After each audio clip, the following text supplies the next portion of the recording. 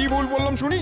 বলো বলো বলো কৃষ্ণচন্দ্র বলো। খুব সোজা নবাব বাহাদুর, আমার কাছে আপনার মতন বিশাল সৈন্যদল নেই মানছি, কিন্তু আমার কাছে যে আছে সে পৃথিবীর আর কারুর কাছে নেই। তাই নাকি?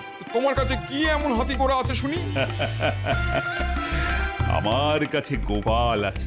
আচ্ছা, গোপাল থাকতে আর কি চাই বলুন তো নবাব বাহাদুর? হুম, হুম, তা ঠিক। কৃষ্ণচন্দ্রের কাছে যতদিন গোপাল আছে ততদিন কৃষ্ণচন্দ্রের রাজ্য হারানোর ভয় নেই, কিন্তু আমিও ছেড়ে দেওয়ার পাত্র নই।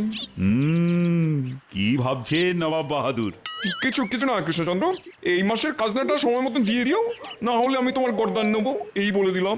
দেব দেব, নিশ্চয়ই দেব নবাব বাহাদুর। হ্যাঁ, ভাবলাম খাজনার কথা তুলে কৃষ্ণচন্দ্রকে একটু চমকে দেবো, এ তো উল্টে কৃষ্ণচন্দ্র আমাকেই চমকে দিল।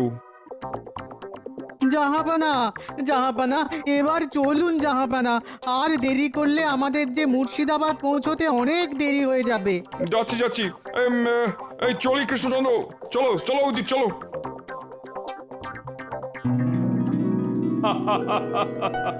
নবাব বাহাদুর ভেবেছিলেন আমাকে খাজনার ভয় দেখাবেন।